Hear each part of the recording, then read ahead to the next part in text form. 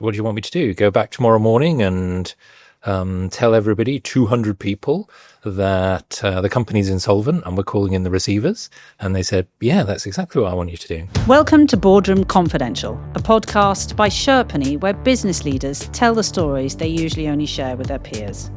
Each episode, we have 3 items on the agenda: pressure, lessons, and boardroom dynamics.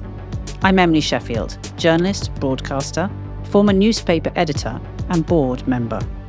And I'm looking forward to sitting down with senior leaders to talk about what really goes on behind the boardroom doors when the pressure's on and the stakes are high. Joining me this week, I'm delighted to say, is Nigel Toon. Nigel is CEO, chairman, and co-founder of Graphcore, a semiconductor company based in the UK. He's previously been CEO at 2 highly successful venture capital-backed processor companies and co-founded Icera, a 3G cellular modern chip company sold to NVIDIA in 2011 for £450 million. In today's money, that would be closer to £250 billion. He has served as a board member and chairman for many technology businesses and currently sits as a non-executive director on the board of UK Research and Innovation, a UK public body that directs research and innovation funding. In 2019, he was ranked number 1 on Business Insider's UK Tech 100 and was later named as one of the top 100 entrepreneurs in the UK by the Financial Times. Welcome to the podcast, Nigel. Thank you for having me. I'm looking forward to it.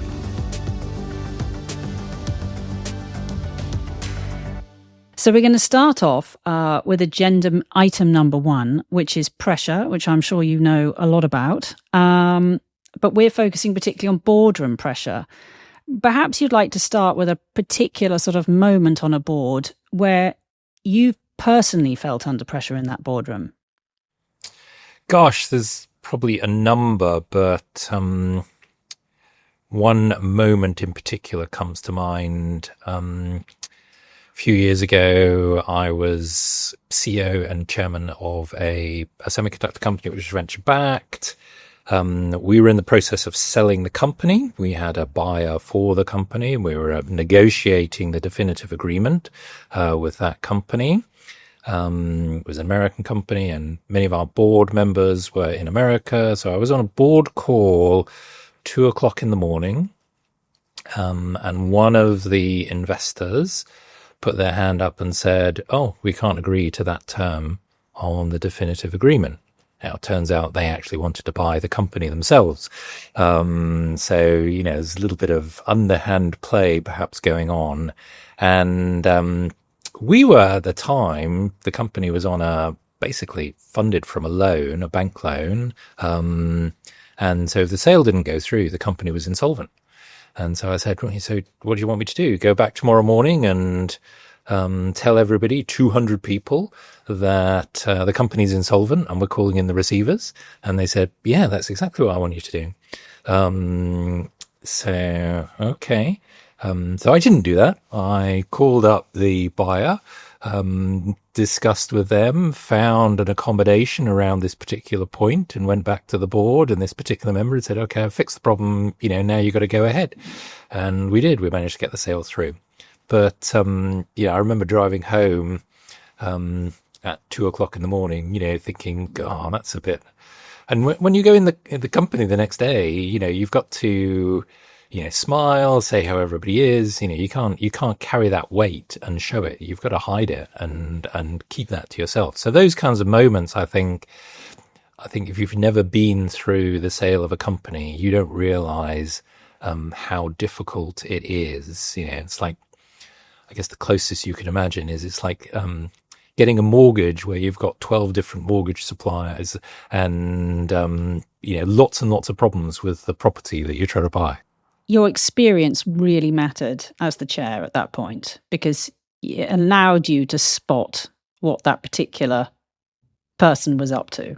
Yeah, at that, and also how to navigate it. Having an understanding of your sort of fiduciary responsibility, because this is one of the challenges you have, particularly in venture-backed businesses. You have these investors who have board seats, and sometimes they don't act in the best interest of the company. There are certain occasions when they don't act in the best interest of the company. They're conflicted because they're trying to act in the best interest of their investment, the investment company that they work for, and so you've got to be careful of you look behind the scenes and understand which hat they are wearing, and occasionally you've got to remind them of their fiduciary responsibility, and try and keep them on track with what is best for the company. And working through those sometimes can be quite challenging, actually, because even though you get people to agree, they come back and they go, "Oh, but what about this again?" And you have to sort of remind them and say, "No, we've discussed that point. This was the process we went through. This was the decision we made, and we're following this path now." And I think that also as a technique is something that I've learned where, as a chair, sometimes you've got to lay out clearly, very deliberately for the board, look, these are the three choices, the three prime choices. These are the pros and cons for each of those. And you go through each of those and as a board decide which is the strategy that you're going to pursue. And then you can use that to go back and say, no, we agreed this. Every time it comes back up again, which it inevitably will, you can go back and you say, no, we agreed this, and this is the path we need to follow. I was interested, just picking up on that, is that having the three scenarios. Do you sometimes, when it's a particularly difficult decision, do you get the board to sort of, in AI terms or technology terms, red team that problem, where you come at it and stress test each decision, and maybe possibly as a chairman have already what the answer's going to be, but it's important to take the board with you, isn't it? Well, that's really the key, I think, and it's not just at the chair; it's typically with the executive team as well, with the CEO, because you've got one silver bullet, I guess, as a chair, in a situation where, if you don't agree with the exec, maybe you can fire the CEO, but that's quite brutal, difficult, brutal thing to do. What you really need to do is be in line, first of all, with the exec, that this is the path that we all agree, is the right thing to do. And then now we need to try and ensure that the board, that we take their input, that we, that's why they're there.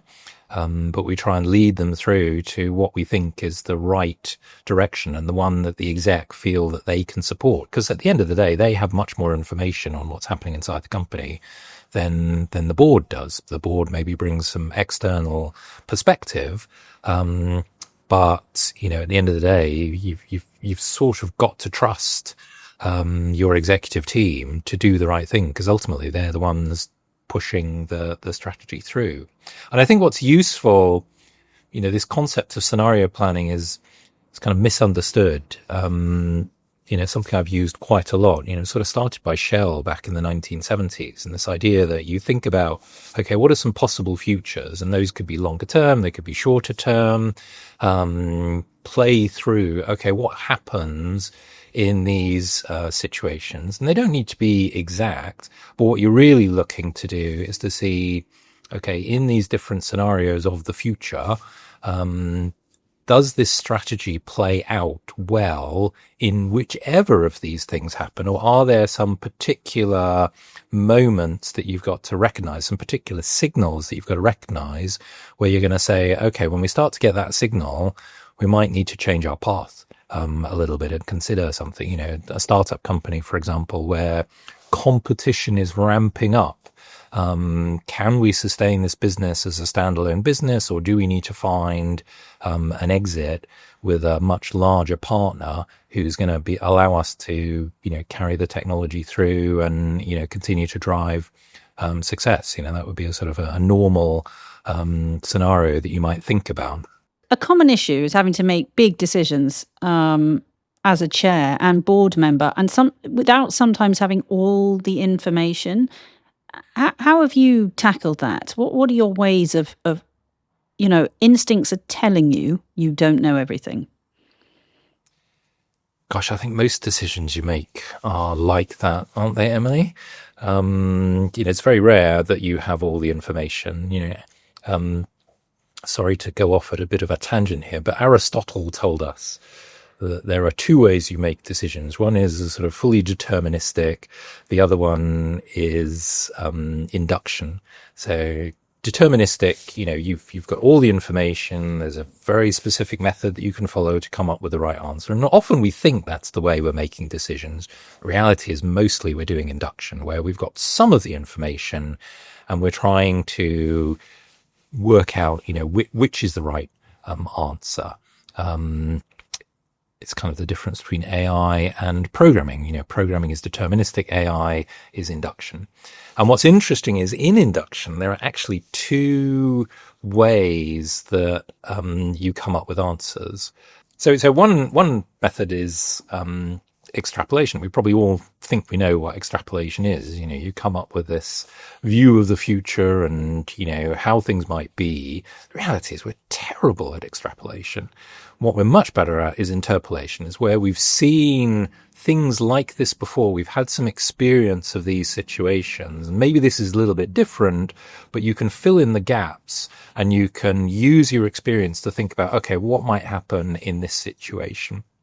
And that's really the role of a board. You're trying to bring that experience around the table so that when you go around the corner and you face something completely new, somebody next to you can say, aha, I've kind of been somewhere like this before, and actually you need to turn left, not right.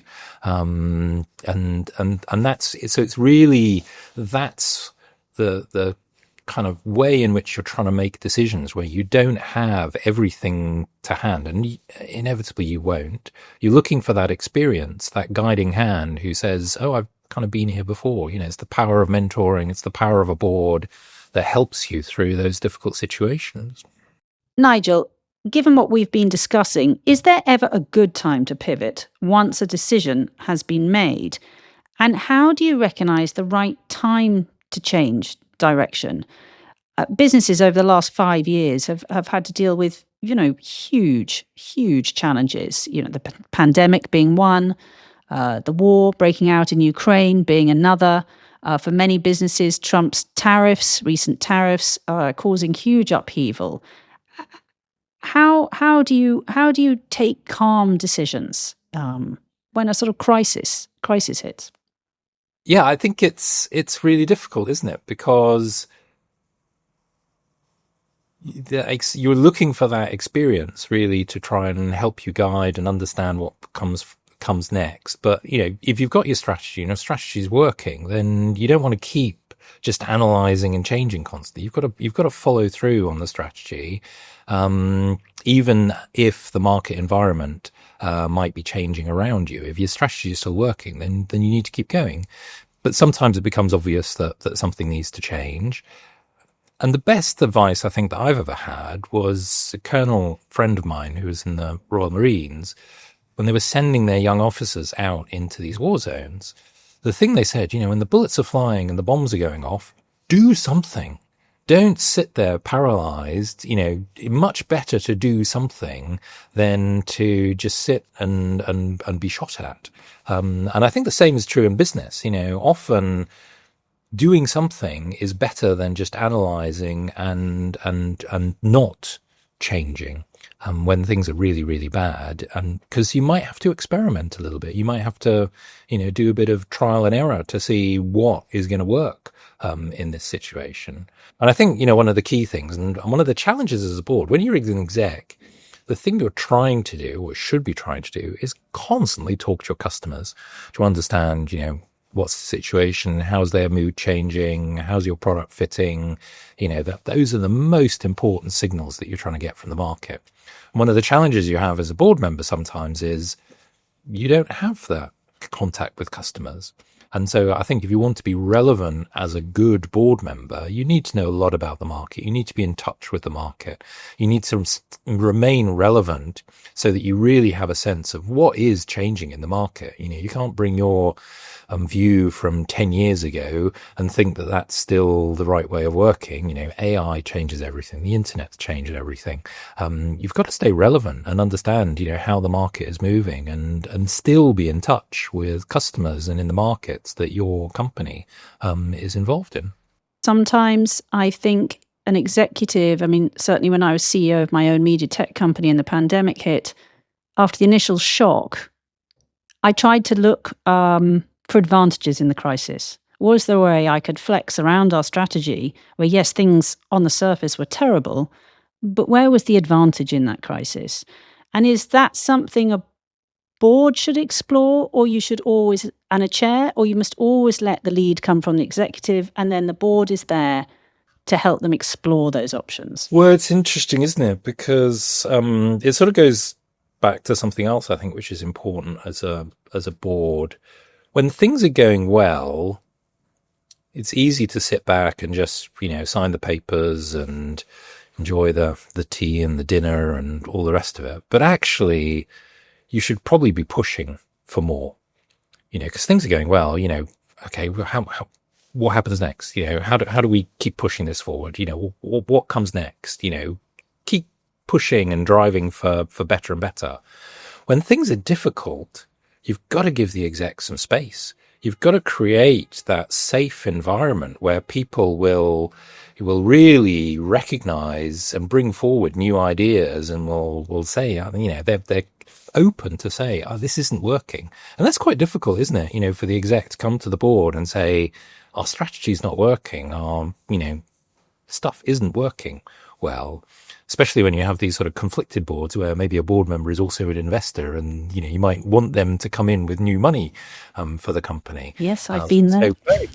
But the reality is, as a chair, you've got to create a safe space where the exec and other members of all members of the exec feel able to bring the challenges forward and share them. You might not have the answers, but it's really important that you create that space.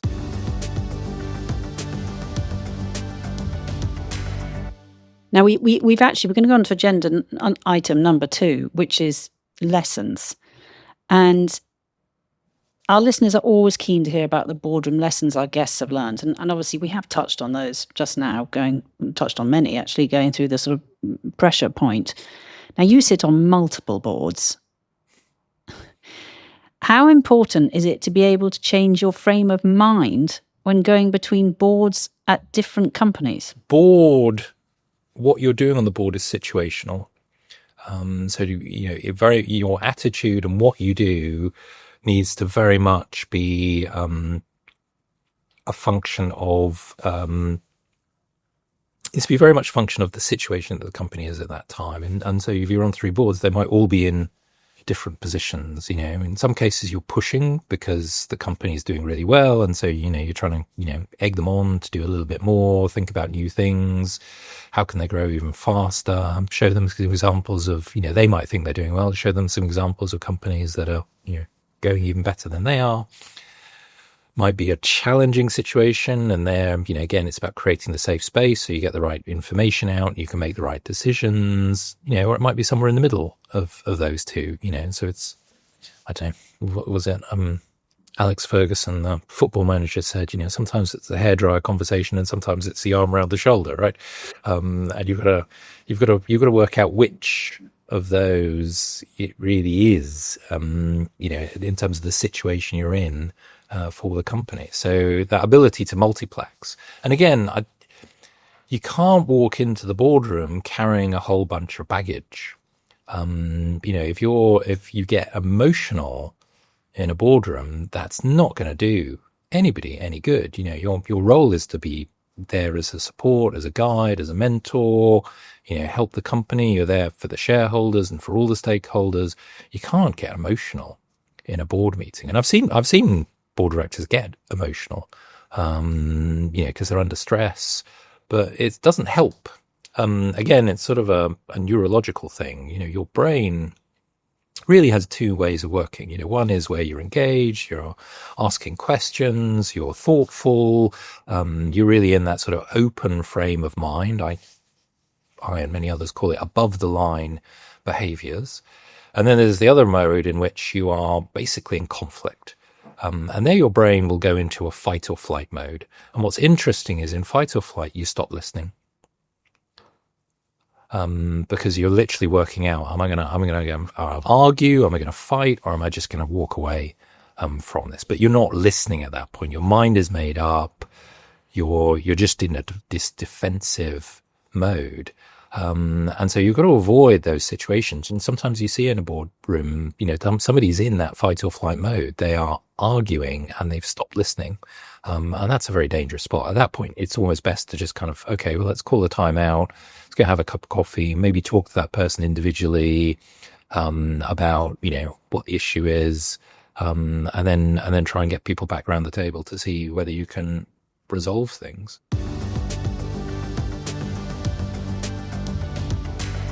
Finally, we're getting to number 3, which is boardroom dynamics. One dynamic which we haven't discussed yet on this series is the role of committees.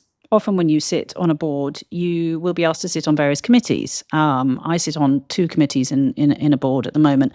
And I just wondered if you wanted to share how useful you think these committees can be, and how do you align them with the bigger board meetings, because they can offer, in my experience, a real opportunity to work closely with a group of specialists on the board and really try and drive some progress and change that you can then bring to the board meeting. So I think, committees can be super valuable in a board environment, but they can also be overused where people start these things and they just, build a life of their own, and nobody's quite sure why the committee still exists. And everyone gets bored of the committee, and so it's not really doing its job anyway. Yeah, exactly. So does it have a clear charter? Yeah. And I think the other thing that happens is if you're getting lots of committees, is your board too big? Is the other problem. Are you just trying to find things to do where, because the board's too big, you can't ever get consensus, so you're trying to push things into a committee where you can get a smaller group to bring decisions back to the larger group. Does that tell you that maybe you don't have the right skills matrix around the board table, or your board's got a little bit too big and is ineffective? How do you think you judge on how big a board should be? On a PLC board that was 5 people, wow, including the CEO. So, a chair, 3 non-execs and the CEO. And that worked very effectively because they were good non-execs who were very engaged and worked hard on it. UKRI is in statute, we must have 12, a minimum of 12 on the board. So, I think it depends on also capacity of people, because again, if you're in a sort of more charitable or, government related, there maybe are some things that need to be done. And so you need people to have enough bandwidth. But inevitably what happens is 2 or 3 people step forward and do most of the work. I'm sure you see that in other boards that you're involved with. Some people just turn up and haven't even read the papers. And others, are quite active and engaged and have done work between the board meetings, working with the teams, etc., and know what's going on. A chair, I would assume a good chair will endeavour to keep board members interested. How do you go about as a chair? And I think this is important between board members as well. How do you go about fostering those relationships to make them really work? In a complex board, I think it's really important that you've got one-on-one conversations with board members individually to check where they are. If there's difficult decisions coming up at the board, often you want to have those conversations ahead of the board meeting. Look, this complex thing is coming up. These are the issues. Where do you think your head's at on it? You very rarely want to go to a situation where the board is voting, where there is discourse. You really want consensus around the board. And if you do have to have a situation where, some people weren't fully aligned, then we all sort of need to discuss, understand, and then agree. Everybody needs to agree, because again, it really is this a board is this collective. So, people need to, once the decision is made, they can't sit there and grumble. No, you made that, even though you disagreed with it, you actually made that decision because you made it as a collective, as the board. So I think the one-on-one conversations are very important, actually, to keep the board going well. And then the other thing is just that team dynamic where, dinners, some offsites, whatever it is, where people actually feel engaged and there's some relationship between the people as well. It's far easier to be able to talk through difficult issues when you know people and you have a relationship with people. If all you're doing is just having business conversations constantly, then you can get in sticky waters because suddenly somebody puts their foot down and says, "No, I'm not going to do it." Yeah. And also a bit of enjoyment. We are allowed to enjoy our work occasionally. Oh, occasionally.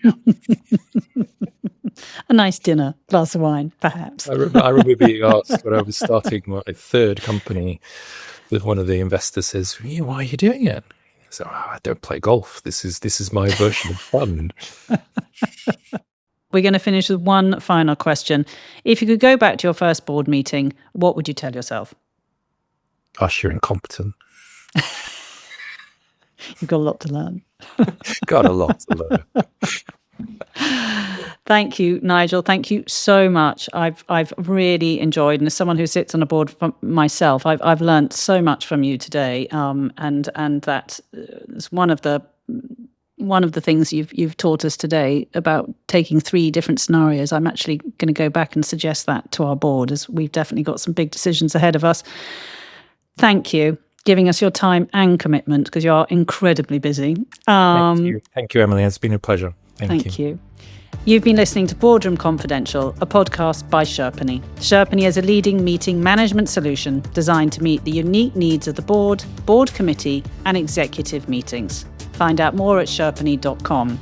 And make sure you subscribe to the Boardroom Confidential podcast to hear more business leaders tell the stories they usually only share with their peers.